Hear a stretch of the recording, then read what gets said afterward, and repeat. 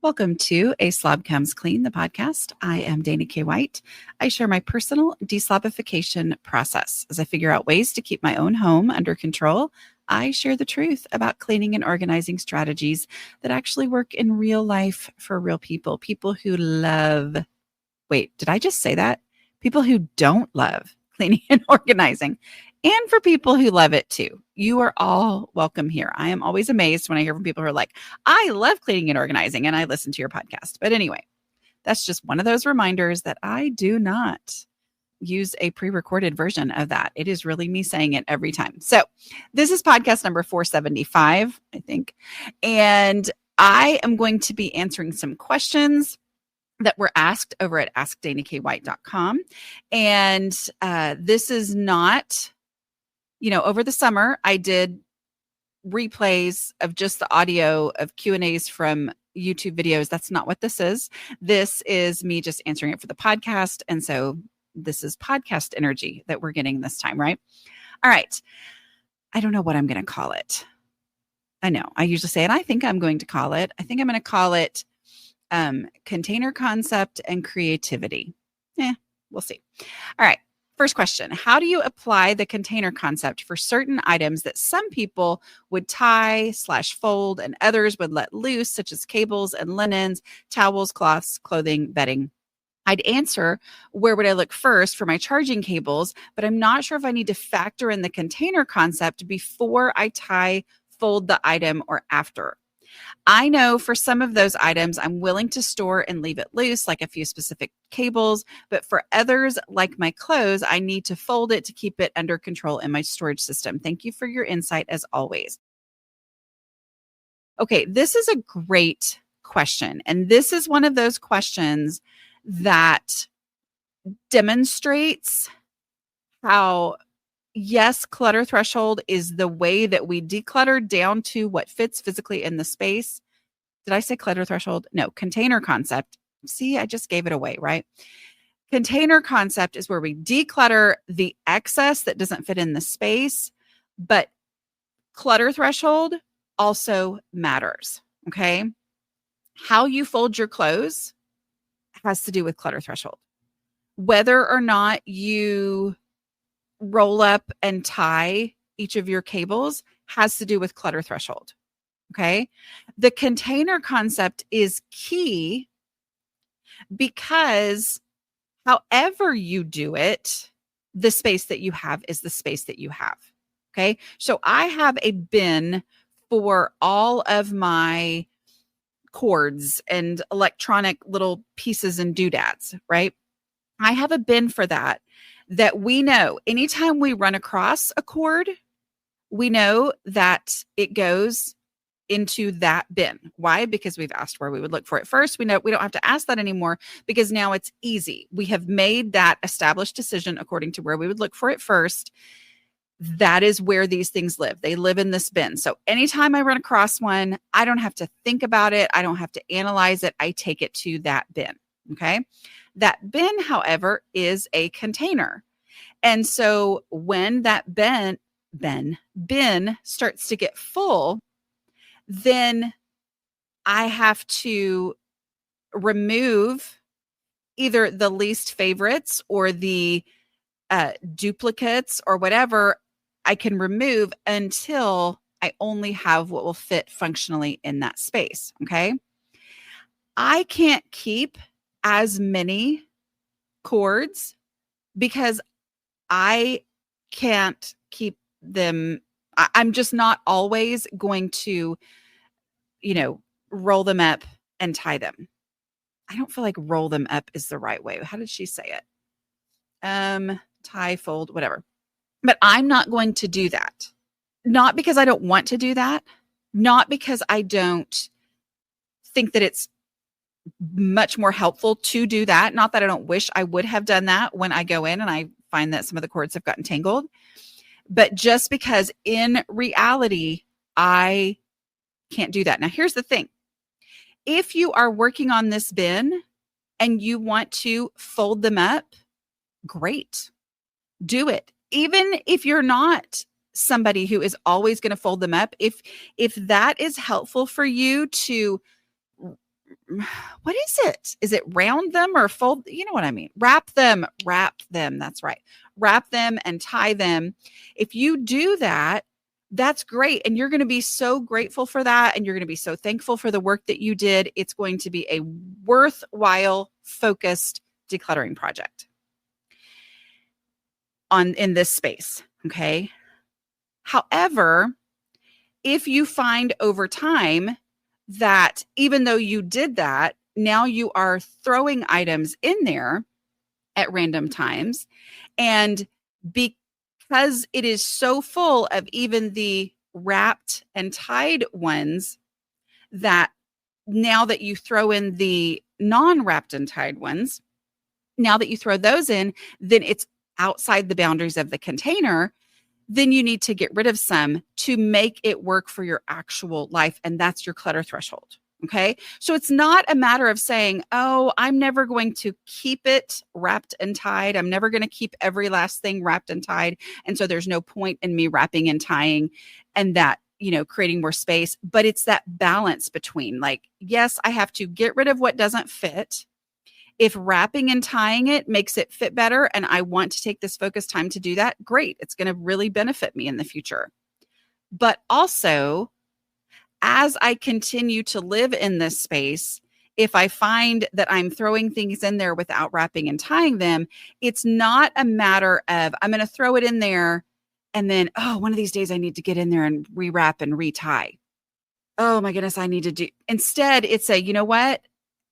Hey, this has to have enough space in it to function the way that we actually live, which means, honestly, I can get rid of things. Again, duplicates, things that I'm like, you know what? Actually, this has a brand name on the plug part that I know we haven't had anything with that brand name in 20 years. That will reveal itself, the things that can go to make it actually function for how you actually function in your real life, right? Because function is what matters. Next question. I feel frozen and don't know where to start. I have been working in layers over the past 2 to 3 years and have done a significant amount of decluttering. This is me stopping and saying, congratulations. That's amazing. I'm excited for you. Okay. So celebrate what you've done.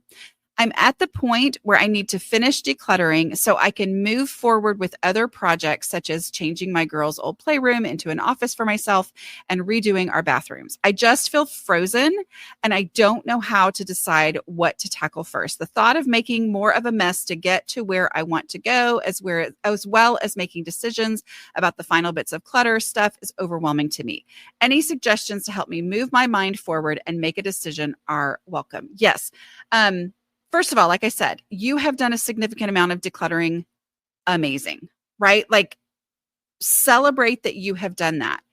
Now, take what you have learned using the no mess decluttering process. Now, I don't actually know, because sometimes people leave a question the first time they've ever heard of me, right? And so you may have done a significant amount of decluttering over the years, not using my method, right? Or if you have, really zero in on following the no mess process and go into your girl's old playroom that you want to turn into an office. So go into this space using the tools of the no mess process, whether you have used them in the past. And so now here's the problem. It feels, whether you've used them in the past or whether you're, using them for the first time, but it feels often like, okay, I've been decluttering and decluttering and decluttering, and yet this is a different project. I am going to be changing my girl's old playroom into an office. So, this is different. So even though, yes, the no mess decluttering process has worked for me in the other ways, this one's different. This isn't the same thing, right? This is completely redoing this room.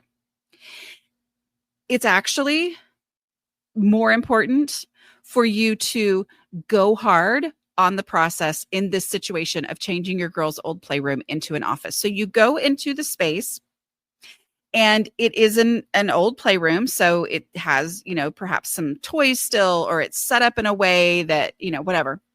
Go in there and identify this room for what it is going to be. It's going to be an office. That is going to be its primary identity. It's going to be an office for me. And now I am going to declutter this room with that understanding that I am not just having less toys, I'm actually eliminating the girls' old playroom from the house. There is no longer going to be a playroom in my house. This room is going to completely change identity. So as you go into this room, now everything looks different. Every single item that is for a girl's playroom, it can no longer live in this space because this space has a new identity. Yes, I have to clean out the room to get to that identity, but I'm not going to clean out that room by pulling everything out and put it in the hallway and then making it an office and then deciding. Instead, because you said like it stresses me out, I feel frozen because I think, oh no, it's going to cause so much chaos. Use the no mess process and it won't cause the chaos. So you go into the girls' room, girls' playroom, knowing it is no longer going to be that, it's going to be an office, and you look for trash. And things that if you were just decluttering a playroom, those things wouldn't be trash. But when you are completely eliminating the playroom, things might be trash that weren't trash before, right? Like, oh, the girls, used to play with these broken dishes. But now that it's not going to be a playroom anymore, those things don't get to exist in my house. So now they're trash. And then you go with, is there anything that's drifted in here that actually does have a home somewhere else? Those are easy stuff. And you take that out. Then you go with the donations. Somebody on YouTube was like, why did you say donations anymore? And I'm like, well, it's because people are always like, what did you say? And I'm like, duh. Where I feel like the word obvious, I've started saying obvious donations is more like I don't have to explain myself, but obvious donations. Get those out. The vast majority of the things in this space are going to be trash or obvious donations. Almost everything. So you go into it knowing I am emptying this room. If we don't have a need for a playroom anymore, and I don't know if your girls, I don't know where they are in age, right? Because I only have this one question in front of me. But this room is not going to exist. So the vast majority of stuff needs to go to trash or donations. And when you get to things that are not obvious donations and are not obvious trash and are not easy, you already knew where to put them, then you pick things up one item at a time, the same way you would in a decluttering project. And you ask yourself, if I needed this item, where would I look for it first? Taking this room out of the equation, because this room as it is as a girl's playroom no longer exists. It's not making me very sad to talk about, but so there's going to be emotions, right, that you experience in there. But remember, these are only the things that you don't know where they go, and they don't go to in this room anymore. And so then you ask yourself, if I needed this item, where would I look for it first? A lot of things are going to reveal themselves through asking that question. They're going to reveal themselves as trash or donations, because you're going to have that realization. It's going to get easier and easier the more things that you go through and ask yourself that question. It is going to be obvious and easy after you ask that question, because you'll realize, oh, that's right. There's, you know what? If this room doesn't exist, this thing doesn't get to live in my house. But there will be things that you're like, no, this was a sentimental item, or this is an item that my girls still do actually play with and all that. And so you ask yourself, where would I look for this first? The answer can't be in this room. So if your answer is in this room, then you say, okay, well, with this room not being a playroom anymore, then where would I look for it first? Okay. And then you go to that space, and the take it there now is so important, because it makes you face reality. Yes, you take it there now so that whenever you get distracted, you've only made progress, but it's also to face reality. And that's especially key in this situation, because this space where this item used to be is completely going away. You take it to that place where you would look for it, which might be top of the girls' closet, in your guest room if the girls have moved out and grown up, or if, maybe it's the top of your closet if it's something sentimental to you and not necessarily to them. But you take it to that space and you see, is there room for it? And if there's not room for it, what am I willing to get rid of in order to make the room for it? That's how you move your whole house forward without making a bigger mess. Is something is going to be trash or donation that will leave the house completely in order to give a real home to this item that's not in the old playroom. Okay. But also going there, facing the reality of that space also helps you see, oh, there's no room for this item. I really love it. It's going to hurt to let it go. I'm not going to enjoy it. I might cry a little bit. But the truth is, it doesn't deserve space in my house over these other things that actually, fit with our current life, right? That's how. Like, use the process, but use the process in the course of what it is that you're doing, okay? And then you get into, okay, the furniture that's in this room, the furniture, does it fit in the identity of this room being an office or not? Okay, well, then this furniture may need to go. Getting rid of furniture can be a huge hassle, but it's going to be worth it, right? The other thing you said, redoing the bathroom. Here's the thing too, is like, oh, there's so many things I want to do. And I want to change this into my office and I want to redo the bathrooms, blah, blah, blah. You can only do one thing at a time. So use the no mess method, go with the most important thing first. I would say changing, if it was just me and you cared about my opinion, I would say changing the playroom into an office is something that can be done without construction potentially, and probably involves a lot of decluttering and getting things out of the house. So that's what I would focus on. As you do the bathrooms, let's say you're going to redo your bathrooms, declutter hard in those bathrooms, because any kind of remodeling, even if it's just paint and tile, it just sends your world completely upside down, right? So really zero in on that, on decluttering those spaces down to the absolute most basics, so that when it's time to do the actual remodeling and you have to pack things into boxes to take into your other bathroom, if you have another bathroom, or live out of those boxes and then you're just using this, whatever, you know what I mean? You're only taking the absolute essentials and not anything else because you've already decluttered that. So I hope that was helpful. The first part of this question is just an exciting report. Hi, Dana. My 11-year-old daughter is very creative and loves to organize and decorate her room. She excitedly declared this week that the first step to cleaning her room was to pull everything out and put it onto the bed. And then this person says, LOL. I was so thankful to have your tips to remind her that her strategy will only make a bigger mess and leave her with a bed she can't sleep on when bedtime comes, and encouraged her instead to start with looking for trash, etc., or touch one thing and deal with it immediately. This was a light bulb moment for her, so thank you. Now, how do we deal with decluttering under the bed where you can't as easily see what is there? I know the steps will work, but appreciate any thoughts on tackling this storage clutter. Thank you for reshaping the way I think about storage and organization, which now includes decluttering before anything else. Yeah, it's hard because no, you can't see everything under the bed.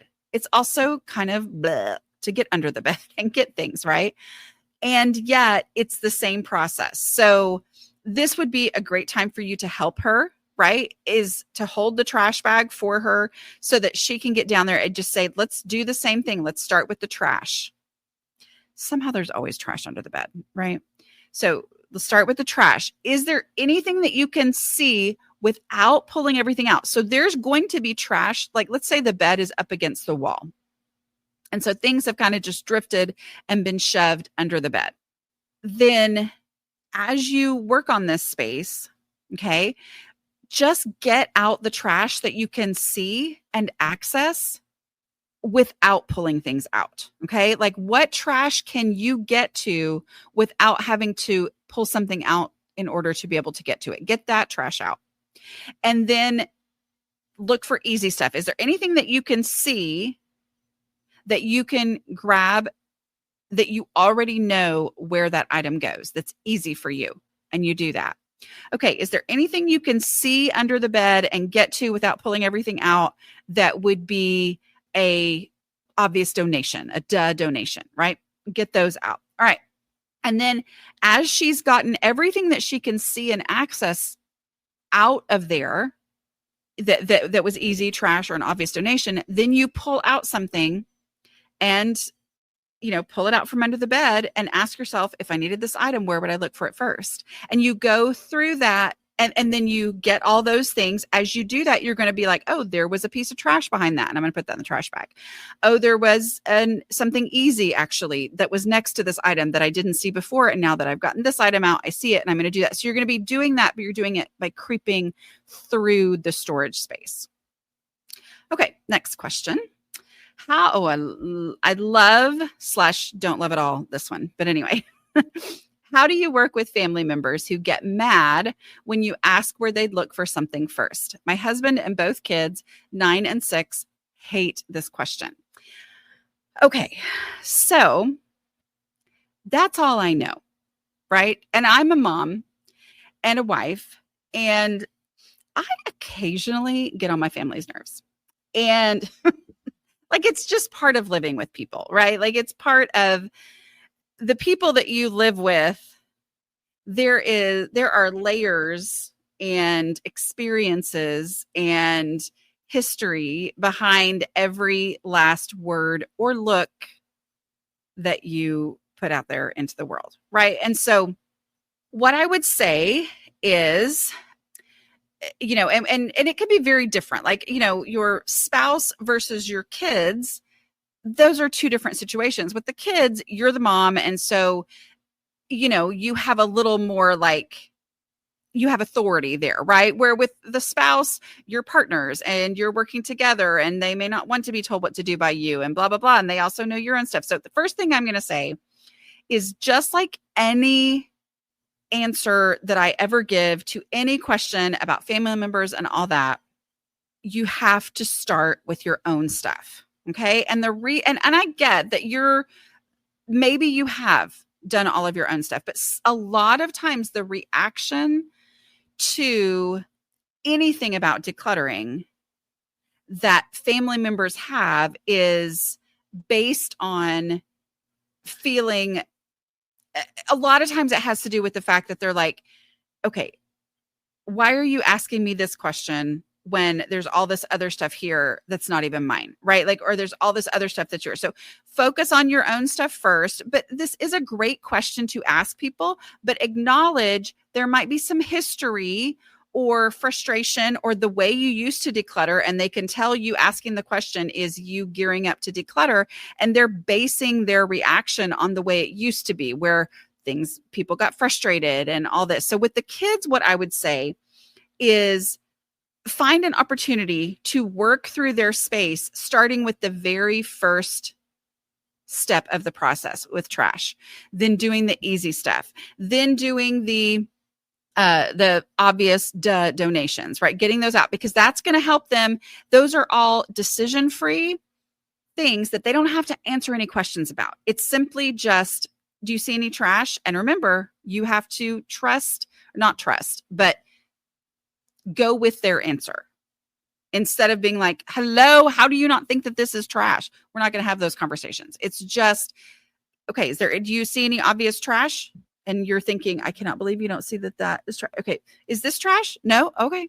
And then you move to the next thing. Do you see anything here that you already know what to do with it? Okay, we go through that. And then you work your way up. The trust that you build in taking their answer on those first 3 decision-free steps is going to take you far as you get to this question. But it also comes down to like letting them know that there's not a wrong answer, because most likely their reaction to this is that they are hearing it the way a lot of times some of y'all hear it, that I have to clarify again and again, right? Like, I am not asking you, where would this be? But so many people will say, oh, your first question of where would this be? And I'm like, no, that's not the question. In fact, that's completely not at all the question. The question is, where would you look for it first? And I am acknowledging and accepting and not shaming you for the fact that you have no idea. I'm asking this, and it's perfectly fine to have no idea where this item would be. But like, if you didn't know where it was, where would you look first? Even if you were sure it wasn't going to be there, where would you look first? And so it's like really giving them permission and teaching them through both your reaction and your clarification that there is not a wrong answer here. Okay. But I mean, as a mom, I get it. Like I always talk about with the 5-minute pickup, your kids are going to pretend that they have no idea where anything goes in the house. And that can be maddening as a mother. It really, truly is. But you're not quizzing them on where things go. Because if you already know where something goes, then it is easy, and you can just say, hey, take this to the that cup next to I was going to say phone, but do we have phones anymore? Or the phone charging station. How about that? That cup next to the phone charging station, that's where these go. So go take it there, right? That is not a quiz because that was easy. But if they think that they're being quizzed and they don't know the answer, that's where that frustration can come in. So make sure that it's clear that this is how we're going to establish and identify the place. Say, we're going to put this in the place that you would look for it first, so I don't know where it would go. I want this to be for you. And then you ask them that, but it's probably because they think they're being quizzed. Okay. Now this is one where I just want to start from the beginning and say, take my answer for what it is, which is an answer from someone who is not a mental health professional. Okay. So coaching, which is more what I do for y'all here and what my decluttering coaches are trained by me to do, leading people through my method. Coaching deals with the present and the future. So I'm going to answer this question as best I can for ideas for you to take or leave, what will work for you for the present and the future. But going into the past is where you need to work with a mental health professional. And so if my answers are answers that you're like, oh yeah, okay, that will help me, then go ahead. But if you find that that you're like, oh, I don't know, I think it's because it could very well be related into some things, from your past. That's where you would need to work with a mental health professional. Okay. All right. Here's the question. Short blurb about my background and where I'm coming from. I've been clean and sober a little after 10 years of drug abuse and homelessness. First of all, congratulations. That's awesome. That's amazing. I am a single mom of a 2-year-old. Here's the question part. When I first got sober, all I had was one duffel bag of stuff to my name. I live in a pretty small 1-bedroom apartment with my daughter, and there's just so much stuff that I am drowning in it. I know your 2 questions, and I have used them quite a bit, but how do I figure out how to get things out that are A, still good, B, useful in this current season, and C, not necessarily something I have too much of? People who know me tell me that I am a hoarder, but I am able to let most things go as they are no longer needed or useful. Okay. Great question. Other thing I want to say here is people who know you telling you're a hoarder. I mean, I feel like a lot of people throw that word around that have no idea what they're talking about. So I wouldn't worry about what they're saying. Again, it would probably be something to talk with a mental health professional about, if that is an issue. And if the things that I say make you go, oh, I can't, then take it or leave it. It's great, but you might need to work with someone else. Okay. Really zero in on the container that is your space. Okay.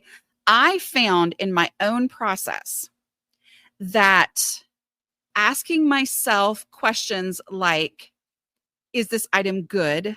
Is this item useful? Do I have too much of this item or whatever? Those questions didn't help me. I think of everything as useful. Okay. And I don't think that's your issue, but the reason that I came up with this specific strategy is that I couldn't decide that something was bad when I actually felt like it was good. Okay. And you said you feel like you're drowning in your space. And it's completely too much stuff. So, really embracing the reality of your space. And you said you started out with a duffel bag full of stuff. I know, when we moved, not to this house, but to the house that we lived in before that, I remember it was probably 400 square feet bigger than the house that we'd had before. We looked at some really big houses. I remember thinking, I'm going to have to get so much stuff because I'm going to have so much space. And so, most likely, the thought when you compare the duffel bag to the 1-bedroom apartment, most likely that's why all this stuff came in, because it felt like this is so much space. Well, now you're in a situation where you're drowning in the clutter, right? Because there's so much.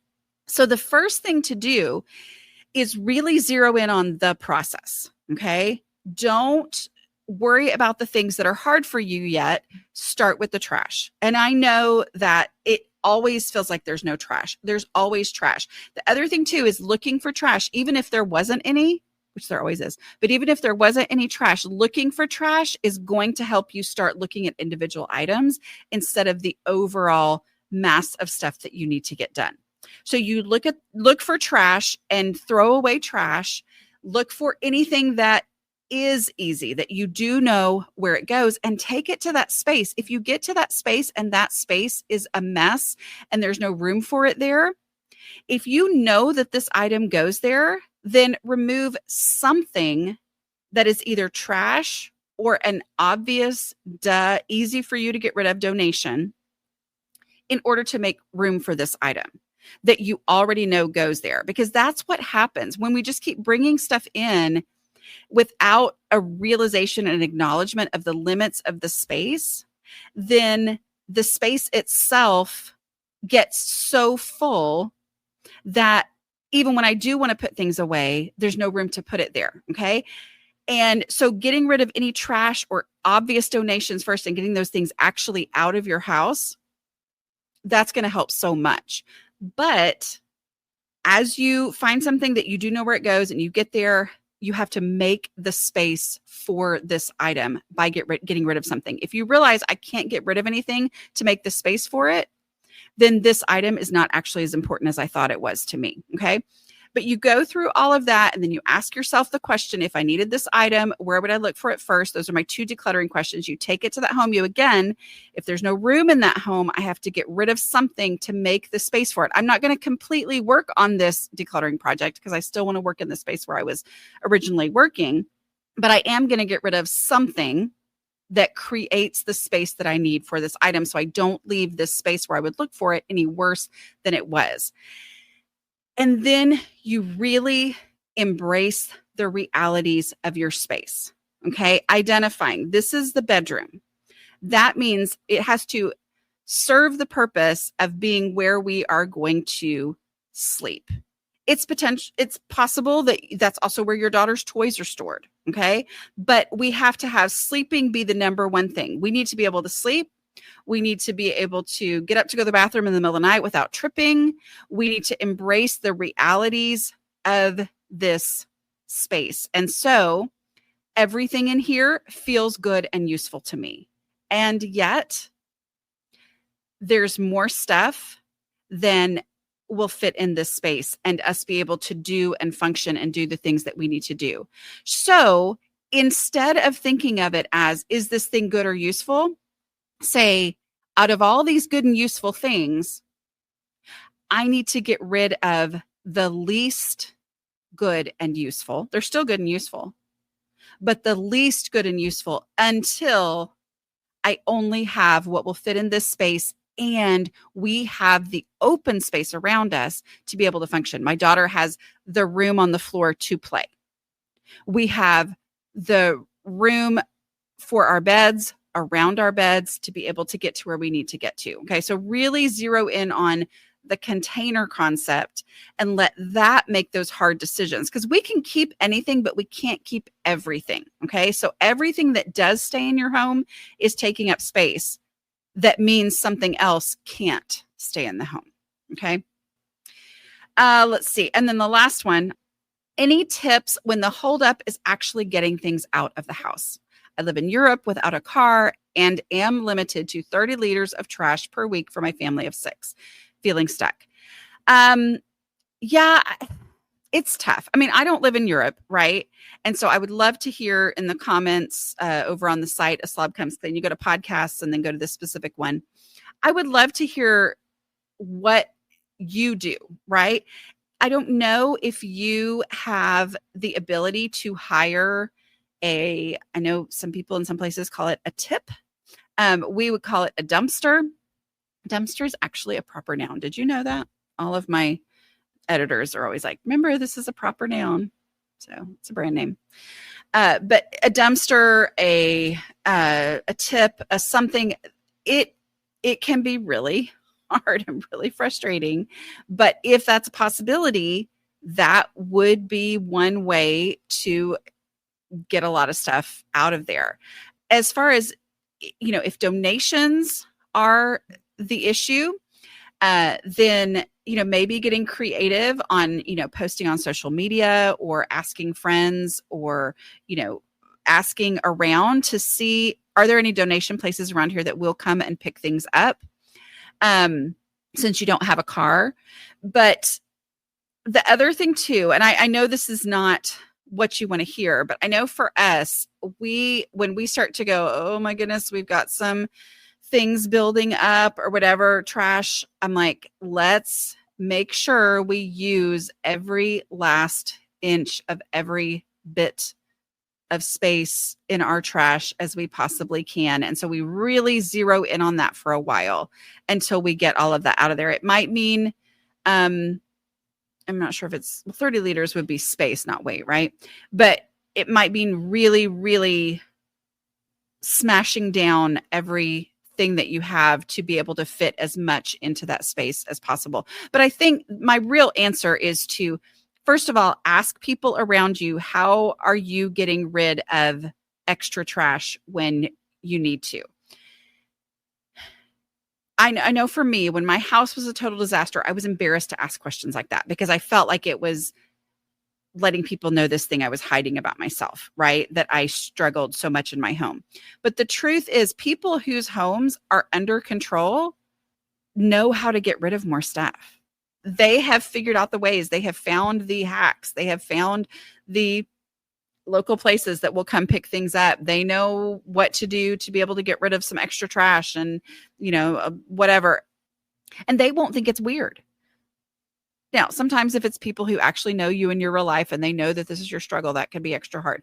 But asking around on how can I get rid of more? Because people whose homes are under control consistently know how to get rid of stuff. They just do. So, all right. I hope this was helpful. And it's fun to be back on the podcast. And I will talk to y'all later. Bye.